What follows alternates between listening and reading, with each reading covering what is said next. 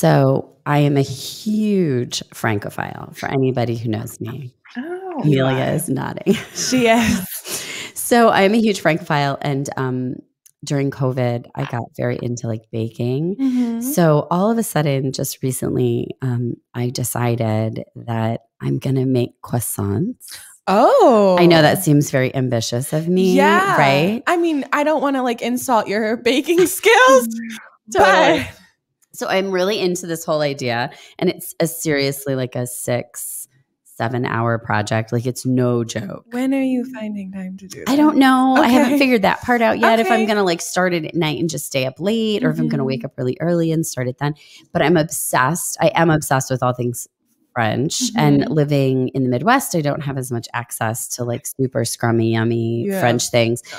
But I'm a little obsessed. And so speaking of that, the reason I'm kind of talking about my obsession with the French is one of my favorite feeds right now on Instagram is one of the lines we carry, which is Madame Gabriela Beauty. And I love it because it's so, I mean, it's very urban. You get the like Yes. French, you get New York, you got Sydney, you get all the big cities, but it has a very French feel. I mean, when you agree, like Yeah. it's very French feeling. It is. And like the feed itself is like super sexy. It's literally the most sexy feed on Instagram, And I it's think. funny because it's literally, I mean, we haven't said it yet, but Madame Gabriela is a lipstick line. Mhm. So that's literally all it is. It's just lipstick. I know. But I know. I'm so excited. And so I'm super excited to introduce. And it really is the first time we've met her face to face. We've Mhm. emailed. We've obviously are loving her lipsticks, which we're both wearing today. Gabriela Navejas here, and we're both wearing. And we are so excited to have you in our studio today, or remoting into our studio today. Welcome, Gabriela. Thank you so much. I been really looking forward to meeting you guys and to this time where we can chat all things French and Right? anything else. All things lipstick, right? Lipstick, all things beauty, and more. Mhm. So really exciting. And yes, love to be here. Thank you. Yeah. Well, we're so excited because your lipsticks are really, really stunning. And it's just this tiny little set of the 3 colors. It's Sydney at 8 a.m., New York at 2 p.m. Is that right? 1 p.m. 1 lunchtime. p.m. lunchtime. That's right. New York at 1 p.m. and Paris at 7 p.m. Right? I always want to say Paris at midnight because it feels very The movie.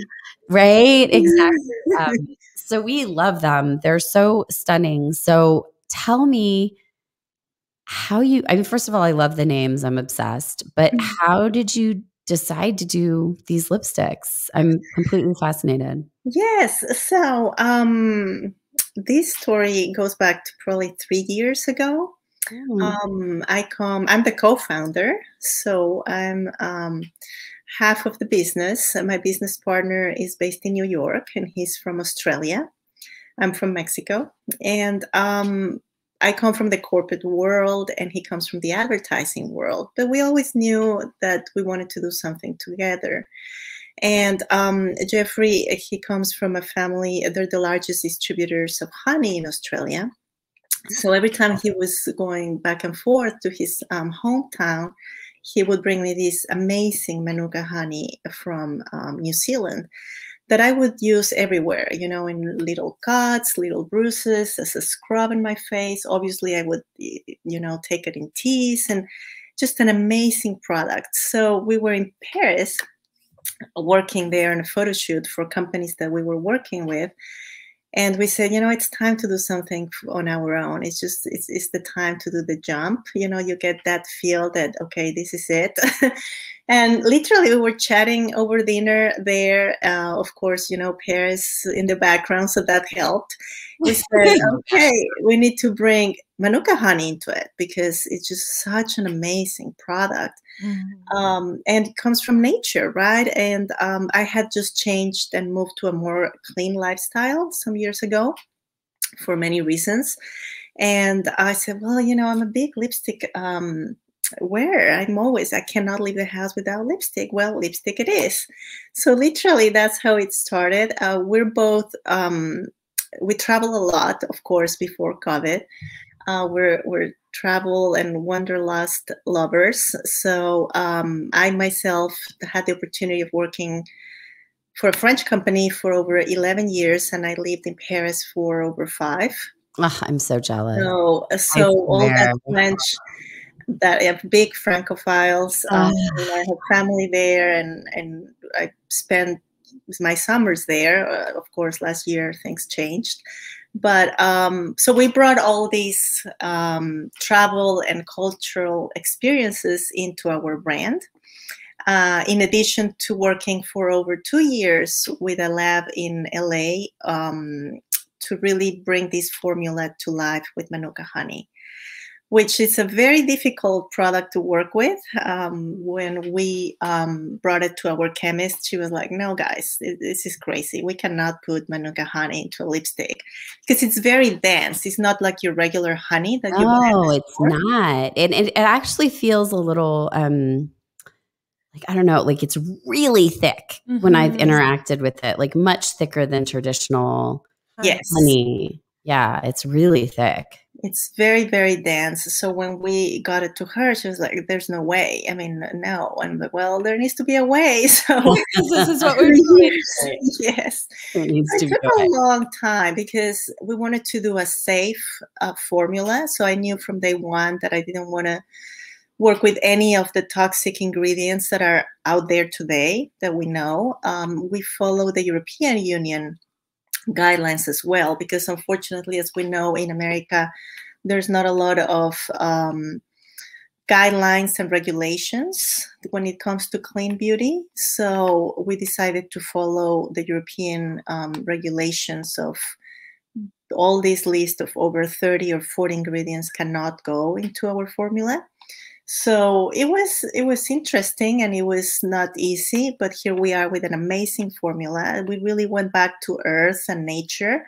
So in addition to Manuka honey, we have chamomile flowers, lavender from France. We have thyme oil, rosemary oil. So back to nature, what can really nourish your skin, because, you know, lips, we talk, we eat, we kiss all day long, and we consume a lot of the product that we put on our lips. Yeah. A lot. I mean, myself, I'm one of those people that somehow, because the way I talk or eat, I eat a lot of lipstick. Well, they say the average woman eats something like 3 pounds of lipstick a year, which is gross if you think about what's in. Well, yeah, considering that 60% of lipsticks still on market have lead in them, and then we eat that. Scary. Yeah. It's awful. Yeah. It's terrifying. Yeah. Once we started doing the research of what goes into some formulas, I knew there were toxic things out there, but my gosh, it was an eye opener. And I think I know for myself, you know, we try not to get like, there's this whole like fear factor with clean, which we try not to dive into as well, only because like it feels like, hey, we're all just trying, right? Like you said, you switched a few years ago, like we're all just trying to do better. But I think in my own head, even a few years ago, I thought, well, okay, like lipstick seems like one that I should pick higher quality, better ingredient, cleaner products. But actually that was one of the harder ones to find. Like skincare kind of went first, but lipstick was slow, I feel like, to the game. It was, you know, Burt's Bees and stuff like that, which didn't feel like true lips, right? It's a tinted balm or whatever, but it didn't feel like it wasn't something that you would want to like pull out at like a dinner party. Yeah. So that's one of the things I really appreciate about where the industry is going, and particularly your lipstick packaging. It feels beautiful. Oh my gosh, the packaging is so I know, it's really pretty. I know. Because you have the pop thing. Yes. How did you decide to do that? Like, I love that little pop feature. I don't know. Yeah, so for those like listening and not watching, when the like lipstick bullet is closed, you have to hit the top of it and it releases the bottom, and then you're able to open the lipstick and twist the product up. Yeah. And I think it comes also from exactly what you were saying. As a customer myself, I couldn't find something that I knew I could use on a daily basis as much as I used some mainstream brands. But that was not full of other ingredients that I was not comfortable with. Yeah.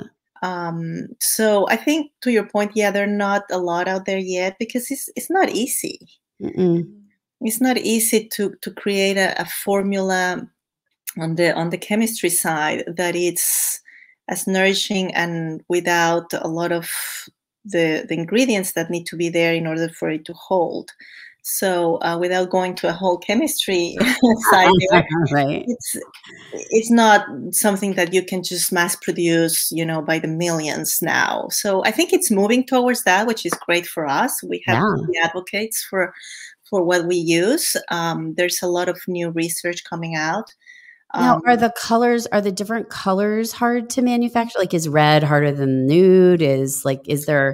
Were there hiccups in that too? Because I would think there would be, yes? Yes, and that was one of the other things when talking to our chemist. I'm like, I want a red that's red. The red is so beautiful. Yeah, I don't want to have red. I mean, I'm a brunette and I love red, to wear red. So give me a red that, it's there. So yes, it took a lot of back and forth of bringing, the ingredient that brings the color also comes from France, coincidentally, because they have one of the purest pigments there. So yes, it is difficult when even the nude color, to reach that specific color that we needed was complicated. So because it's the nude is super wearable. Because some nudes, I'm an any hair color person, for those who know me. But when I'm blonde, when I'm brunette, when I'm a pink, when I'm red, I felt like it was a very wearable nude. It didn't wash me out. See, I really like the nude for that reason. I'm so fair that I usually can't wear nudes because then it doesn't look like I have anything on and it doesn't look like I have lips. Like it's just skin. So the nude's pretty because it has that I don't know, it's like a touch of swatch it. I know. A little peachy, yes. Yeah. Yes. But it's also kind of brown in a way. It's really pretty. Yeah, it really is. I'm just watching it and trying to remind myself. Because it's a nude, but it's wearable. It doesn't wash you out. Yeah, it's really pretty. And we wanted to bring 3 basic colors at this point. That's the collection. We are a lipstick company and we'll bring some new surprises. One of them coming soon. Ooh. Can you give us any hints? Can we play 20 questions? Maybe, but what I was going to say is that you can mix and match also the shades that we have today. So if you think that the red maybe is too red for 10 a.m. in the morning, what I do is I, put up a little bit of the Sydney and then dab a little bit of the red just to give a little bit of color.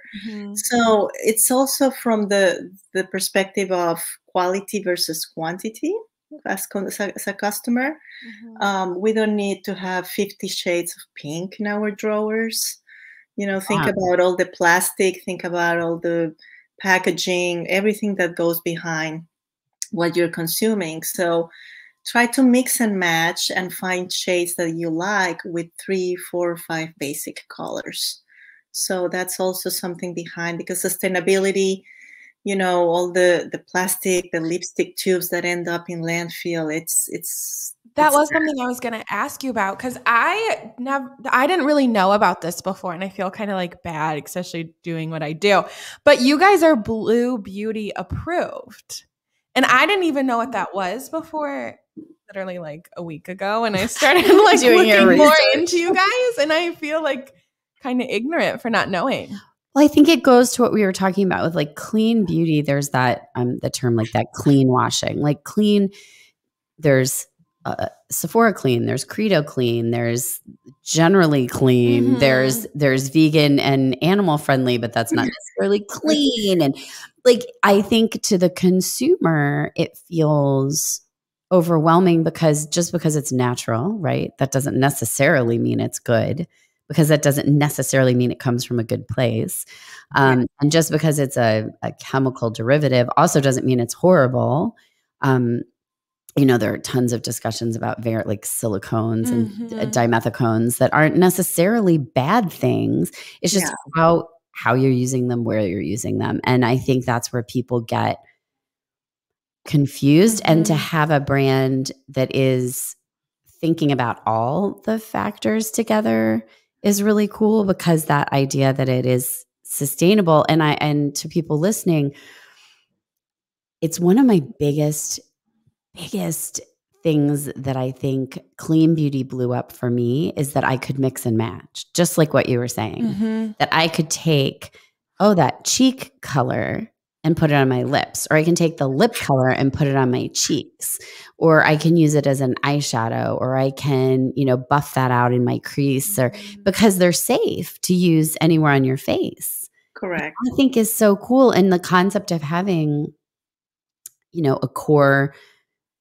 group of lipsticks that then you just play with, mix and match a little bit to get the colors that you like. I just think it's so super cool. Yeah, we have customers that actually tell us that they just use them, a little bit of pink in their cheeks, and some of them they've even used a little bit on the eyes. So yeah, it's about, I think, the customer point of view, being more aware of what you're putting on your body on a daily basis, especially products that you're constantly using. Yeah. And then try to give them other uses and be more conscious about, we're using recycling boxes, paper on the boxes. Our tube is aluminum as well, that's been recycled. Our chain of supply is also, we can trace where the things are coming from for fair trade, the ingredients. So that's why it's complicated, or it takes a lot of work behind doors to make sure. But it's great, because at the end of the day, when I tell Jeffrey, my business partner, we go to bed and we know that we put a fantastic product in women's lips. I mean, it's good for them. It's great for the skin. It feels. And it's beautifully designed. I mean, I so much of beauty, you can pish posh it all you want, is the experience. Like, you want a good product, and it's what brings you back. But if it's in a junky container, or it doesn't feel special, or doesn't have that story behind it, like, I'm a sucker for a good story. Like, a sucker. So if it has that story or that feel, and it feels luxurious, I mean, it's everything. And it's beautifully delivered. I mean, you've got those beautiful little the tube insignias on top. Oh yes, that is the button that you push. That's a bee. Did I know upside down? That upside down. It resembles a bee because of the honey, which is our star ingredient. Oh, I love that. Yeah, I don't really put that together before. I always thought it was a crown. Oh, okay. Well, we could be too. I always just thought it was like a little tiara. But it's if you look at it upside down, I guess. But this is a circle. You can see it on the boxes more. It's a bee, which it's. Oh, I like that. Without bees, where would we be, right? Yeah, that is. I mean, and that is a concern right now. Yes, it is. The whole idea of bees being endangered, basically. Yes, it took us literally 19 forms that Jeffrey had to fill out in New Zealand. Really? And fly them to LA to make sure that the bees are treated with the utmost respect. Wow. And nobody is being hurt while the people collect the Manuka honey, because it's only in New Zealand. This Manuka honey, it's only produced in specific flower and in New Zealand. So it only comes from this region. And it was 19 forms. I'm sure he still remembers. I'm sure he still remembers. Paperwork. Good thing he had an in. He knew what he was doing. Yes, but in part of the story, that's where the sexiness comes that you were referring to at the beginning. We both, we love the travel, which I spoke about, but you're transported to another, literally when you travel to France or any other country, but you become somebody else a little bit. And I think that's what we are trying to share with our brand. Paris at 7 p.m. for me, it's like the perfect time in Paris. You're sitting in a bistro, you're, with a glass of wine alone or with somebody, and the night is full of possibilities. So that's just the allure of travel when you experience new things. Yeah, at 7 p.m. it's just starting.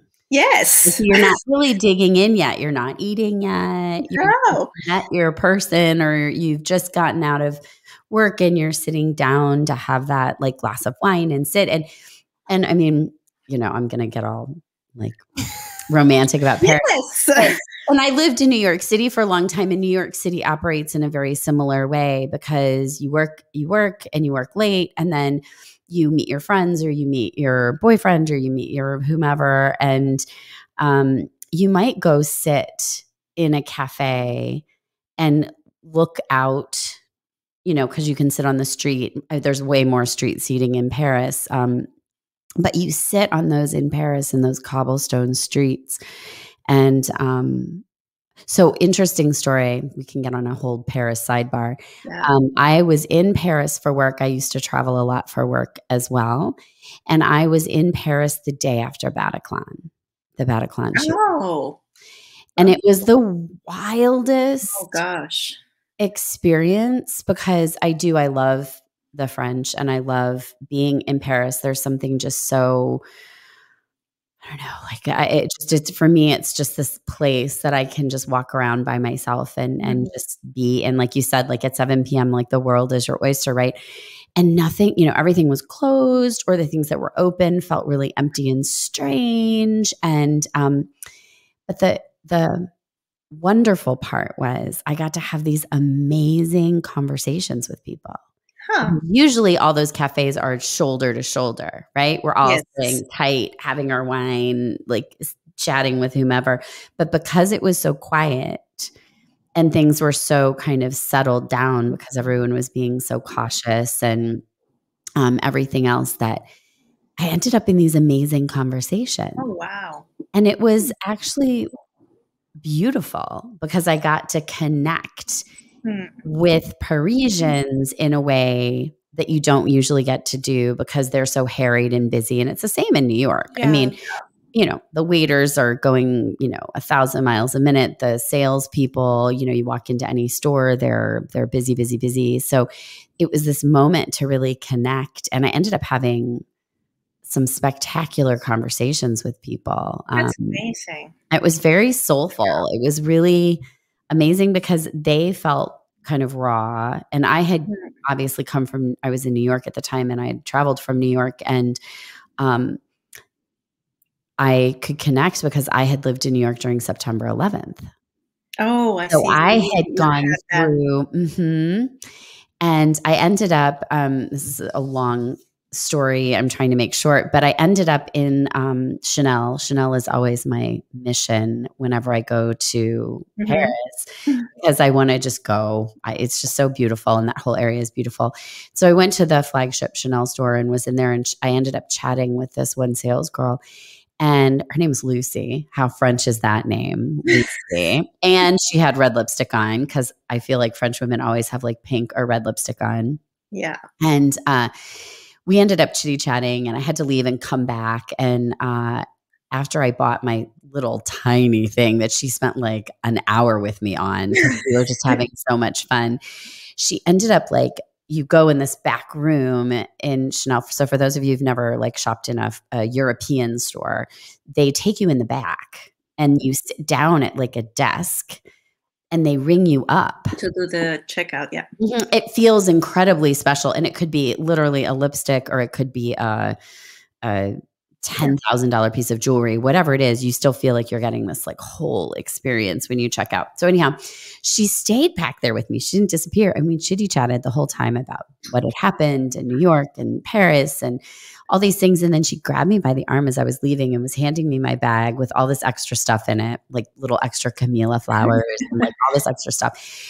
And she like walked me out because now they've shut down the stairwell in Chanel, the fancy stairwell. Mhm. And it's only for couture clients. So you have to be shopping couture, and because the wear and tear on that big curved mirrored stairwell is, they don't want it as exposed. And so she grabbed me and she walked me back there and she's like, have you ever been back here? And I said, no.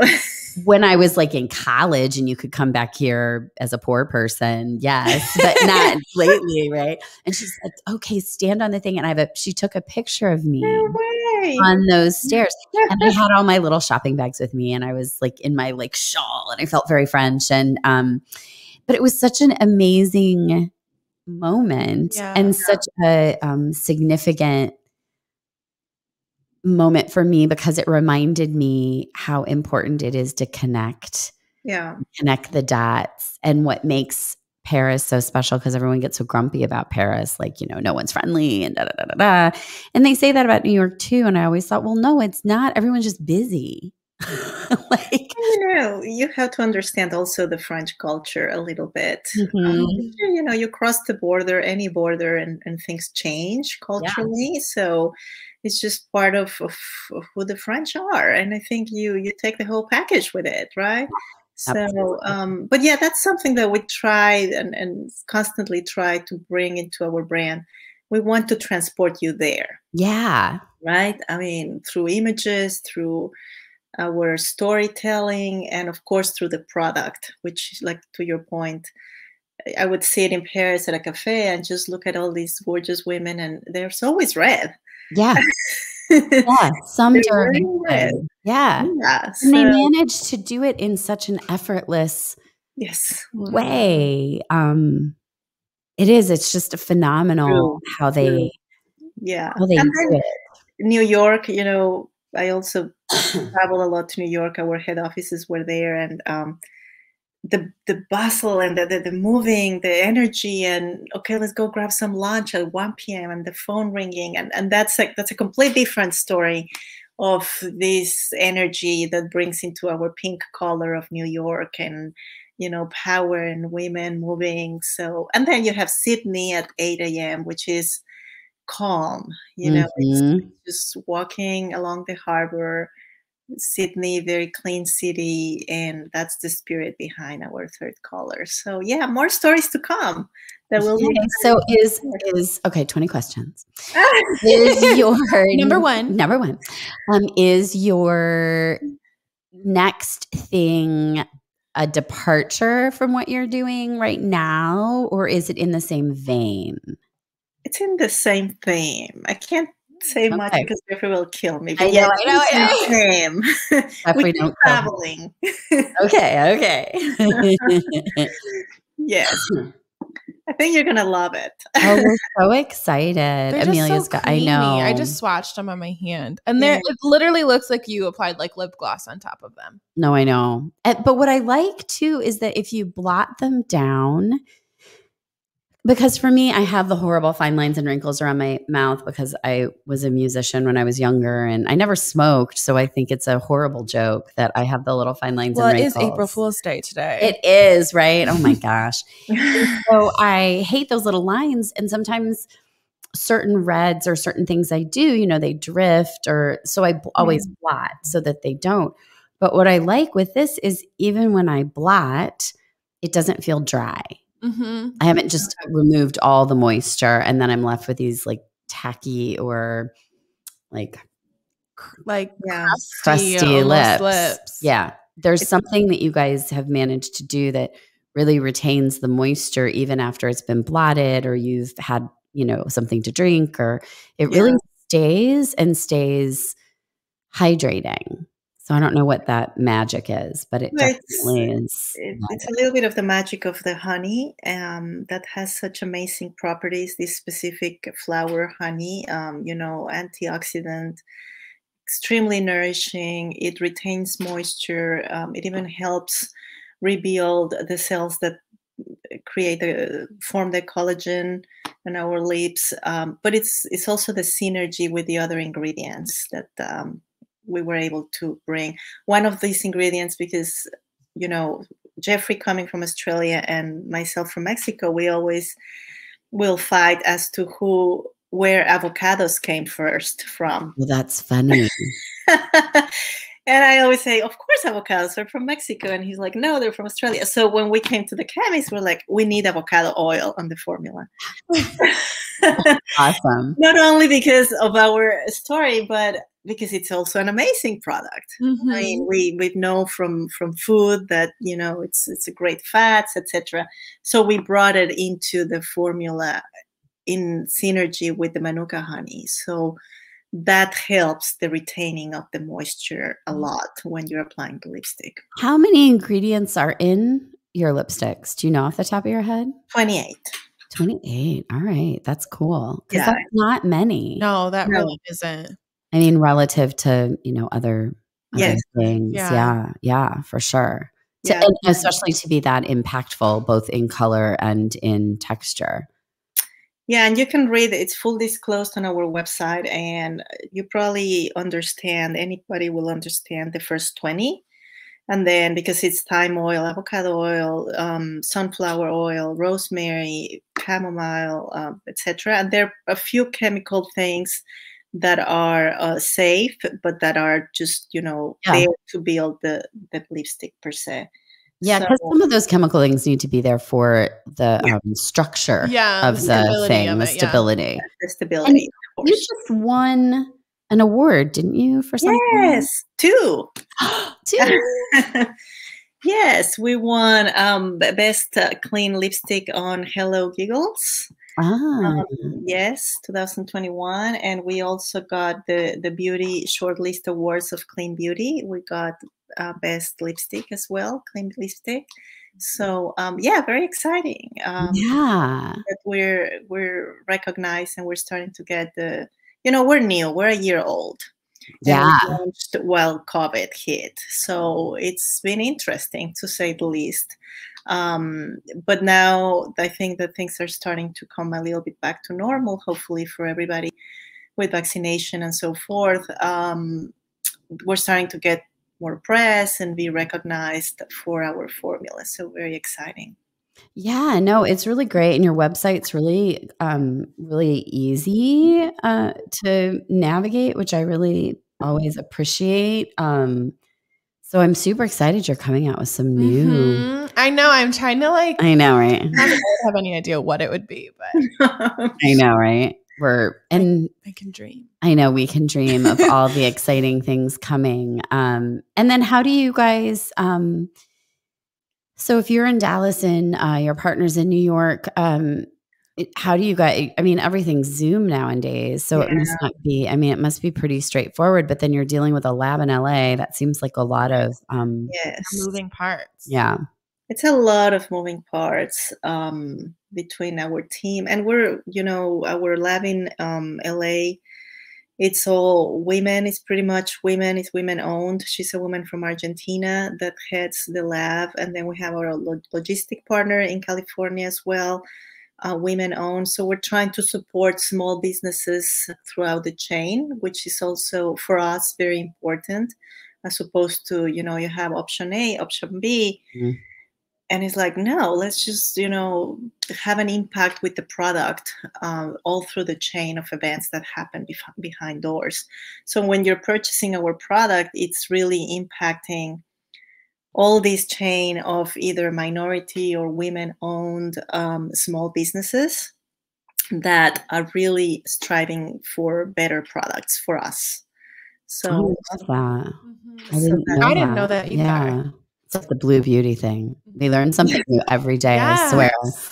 And that's the cool thing, I think, about this industry right now. We talk about it a lot on the podcast, this whole idea of beauty and kind of finding your beauty, because I think we've all been boxed in so much, especially the American culture is so boxed with what beauty should be. And I think that's what I respond to about French women is they have this way of just being beautiful and sexy and effortless. And it feels a lot less self-critical than American beauty. Like I think they get very self-critical. And And so I love that about it. And I don't think you probably, I don't know. I just think it's as Americans, we're finally kind of coming to the table of embracing who you are, what we want out of our beauty, our skincare, our, kind of rituals, right? Yeah.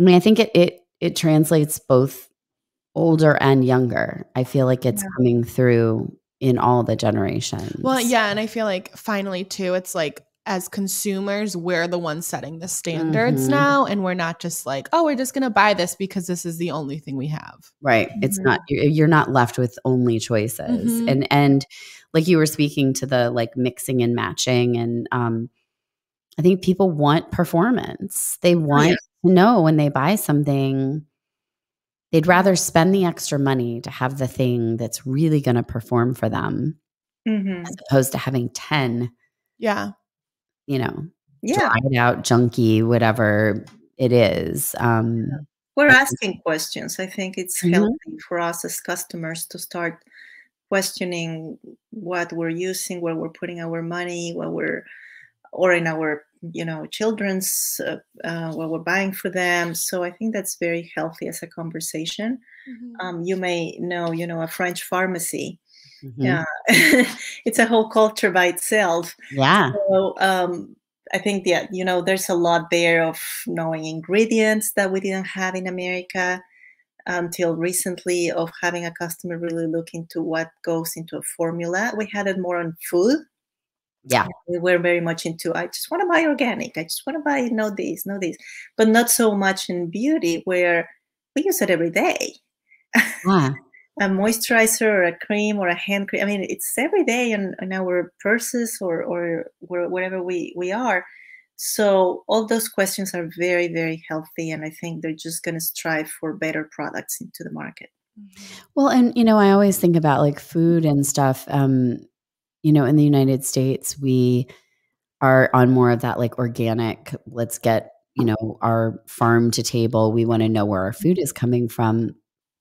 But it's interesting because having grown up like in the 80s, I'm dating myself, that's when it was all very prepackaged.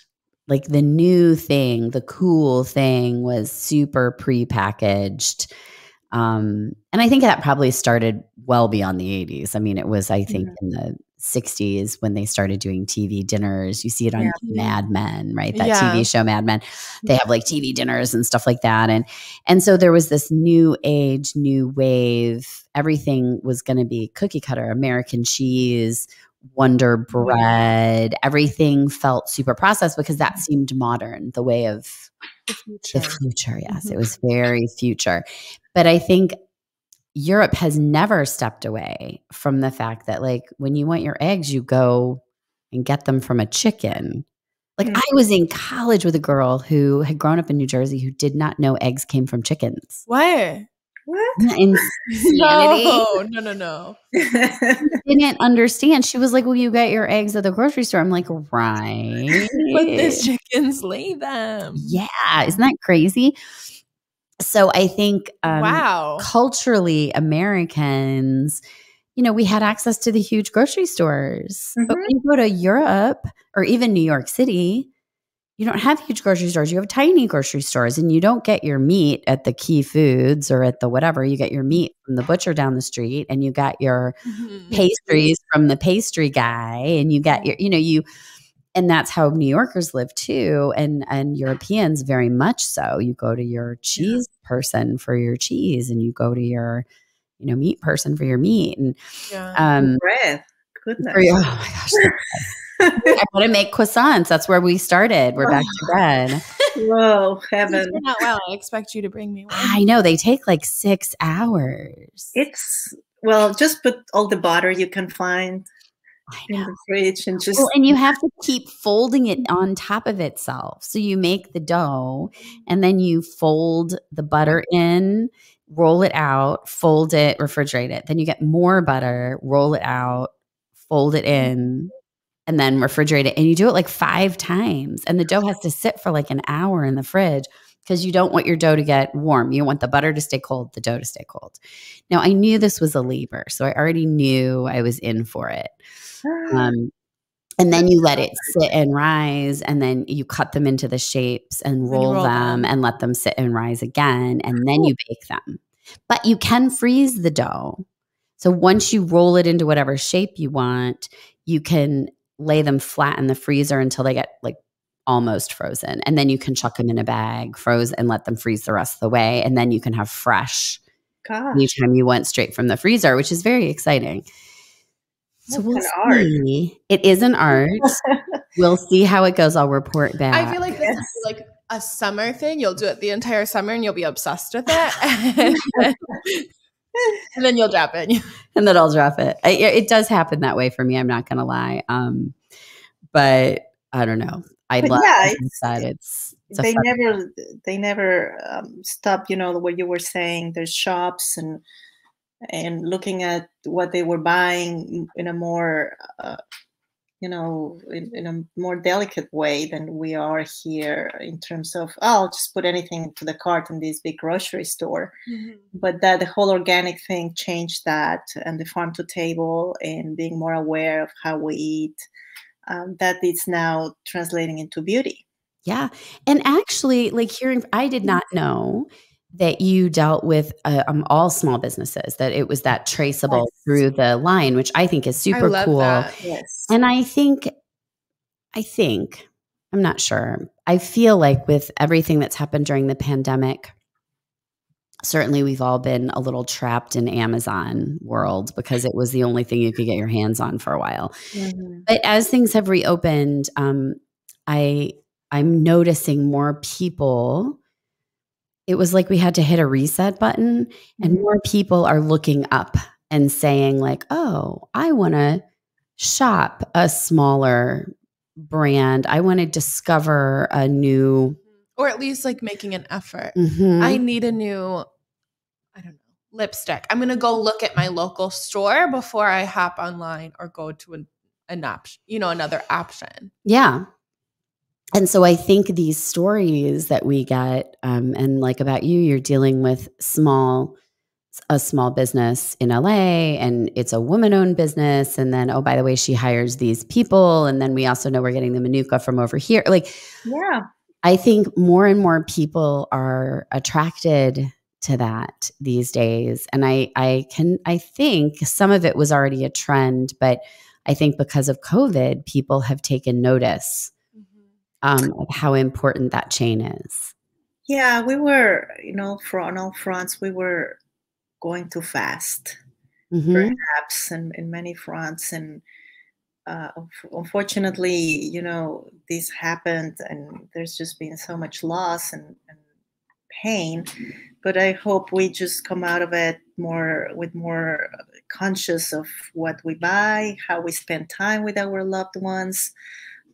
Who do we interact with? I think hopefully that will be a lesson. Yeah. That will just empower a new chapter of just being kinder and more, happier, don't go so fast. It's not a race. Right? Well, and I think people too, like it's a little thing, but you have a mask on. And so a lot of people are like, whatever, yay, I don't have to wear makeup. I don't have to wear lipstick. And about, 4 months in, people are like, I really miss lipstick. I really miss seeing somebody smile. I really miss being able to see that color or, somebody's cheeks or that. And so all of a sudden, we had a moment, even when we were open early on, where people just weren't even looking at lipstick because they couldn't wear, it's like, why? Yeah. But all of a sudden, there's been this tick that happened where people were like, I don't care. I'm going to put on my lipstick, and I'm going to put it on when I'm sitting at home or, having. I'm going to wear it under my mask regardless. Yep. And I'll just stain all of my masks or stain with because I'm one of those people. Yeah. I'm going to wear it. I don't care if people get to see me in it. I get to see me in it. Right. And that's what I want. And I think it's kind of like, lingerie or other things, like you realize that it's for you. Yeah. Right? Absolutely. Yeah, empowerment. I have a photo of my grandmother a few months before she passed away at the age of 98. And she's putting lipstick on to go from her room to the living room. At that time, she was just not, Oh, because she would always tell me, I would never leave the house without lipstick. And I think it comes from there, my mom as well. And she would put her lipstick on and her pearl necklace to go from her bedroom to the living room, all until the last day. So, I love that story. there's just something that, and I grew up listening to that. So, yeah, we do it for us. Absolutely. Yeah.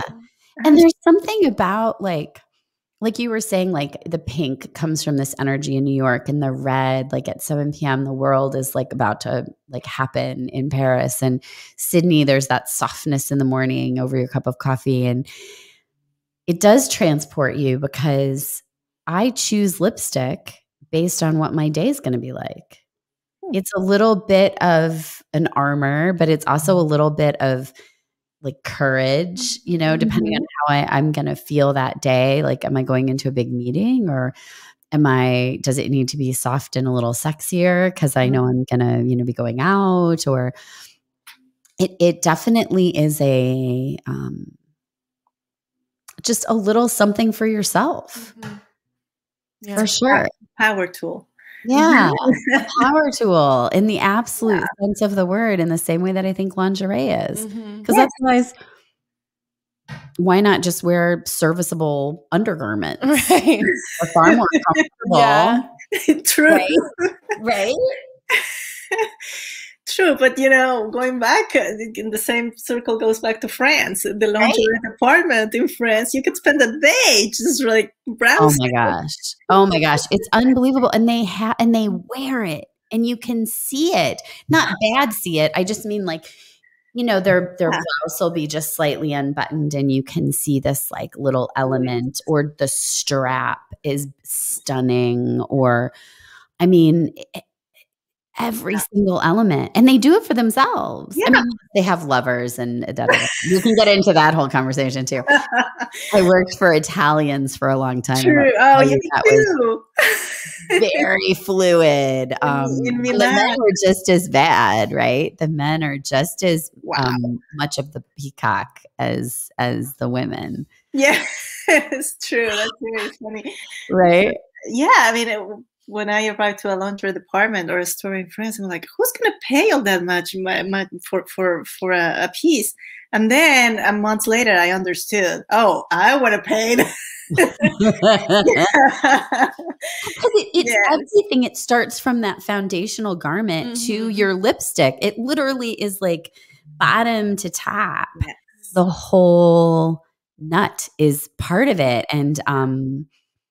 And very much like the women in France, but even the men, and everybody kind of buys into that premise, right? Right? Yeah. We did a little bit more of that. We tend to default to leggings over here more than we probably should. Oh, yeah. Don't get me started. Yeah. Well, Amelia was just in LA. So that was her first experience with that whole LA culture, which is a whole nother. Yeah, that's a different story. I felt like I was there with my boyfriend, and he's like, it's not as busy. So I feel like I didn't really truly get to see as much as I would have seen had I gone like not, you know what I mean? Right. Post-COVID. But it is a whole different world out there. And the cars. I feel like Europeans always get to the United States and see all these cars and think, good Lord. Yes. What do they use these big cars for? It was funny. We were walking Melrose, and it was the same. There was like a group of like 3 friends, I'm pretty sure. They were all driving the same block over and over and over again. And I was like, what are you guys? They just want attention, but it was hilarious. Yeah. I watched a mom and a child get out at Earth Cafe for a coffee. And it was a mom and 2 kids, actually. And they were in a Maserati. Oh, but it was a 4-door Maserati. I'm like, I was like, okay. Keep it practical. Clearly, keep it practical. It must be a 4-door, which is such an LA thing. So LA is this like whole other world in the United States. Mhm. I would love to know what your LA at whatever would be. Oh, What color would LA be? Elliot, I think the only thing I could say then is we're still crossing the Atlantic for now. Right. I don't know, what color would I pick for LA? Yeah, that's a tough one though, because Right? Think about it. Like if you were to just think color, like just pure, because I mean, I think Paris red, total sense. New York pink, totally makes sense. Sydney in a nude, totally makes sense. I don't know. I was gonna say like not a hot orange, but like a hot red. I feel like I could see that. I could I'm going to do a London one. That's not coming soon, but London is going to be interesting because I love London personally. And it has such a different energy from both New York or Paris. For sure. Yeah, completely different, but at the same time, yeah, there's magic happening there as well. So it's a little rock and roll, but it's also kind of weirdly conservative, right? Like there's this like conservative kind of royal, everyone in their place culture. And then there's that like rock and roll, whatever color you want your hair to be. Yeah. Doc Martens on the street, kind of edgy. Purple comes to mind all of a sudden. I don't know what it will be, but yeah, it's gonna be fun. So because that's what travel does for you. Yeah, that is. Purple. I could see purple. Yeah, like a purpley, pinky. Yeah, purple kind of makes sense. I'm still. Then you have the whole, like to your point, the whole royal conservative side. So I don't know, right? I know. We'll bring you on board for the brainstorming. I know. I'm obsessed.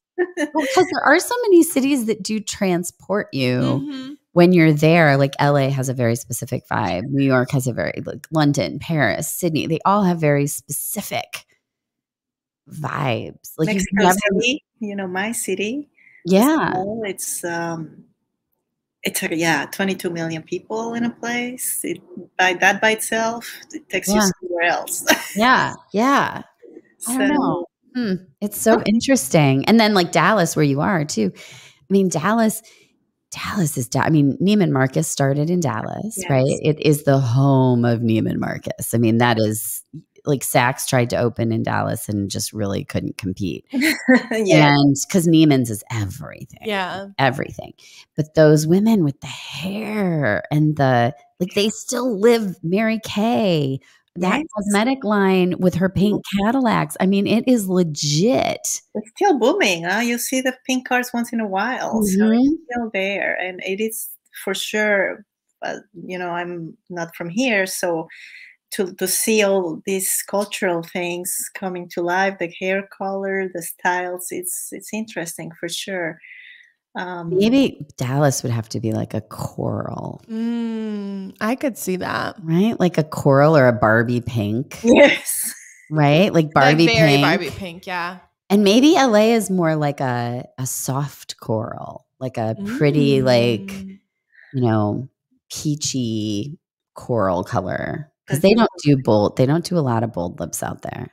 No. Oh, I saw some people. Did you? Yeah. Oh, no. Like you're like, I saw some lips. There's a scene at night that may require more than a peachy color. I know, right? Maybe they're a lip liner.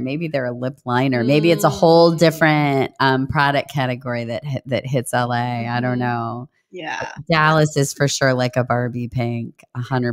Yeah. But, it will have to be something that you can mix and match as well. Right. Yeah. Yes. You're from New York, you travel, you use, you play. So, and again, quality versus quality. I think we don't need those, 50 shades. No. We have to be more conscious about our planet too. It's with climate change and things like that for new generations. So we have to keep an eye on how we impact with our purchases, our world. It's not just I'm buying a lipstick for me. That's it. It's really the impact that we have now. Right.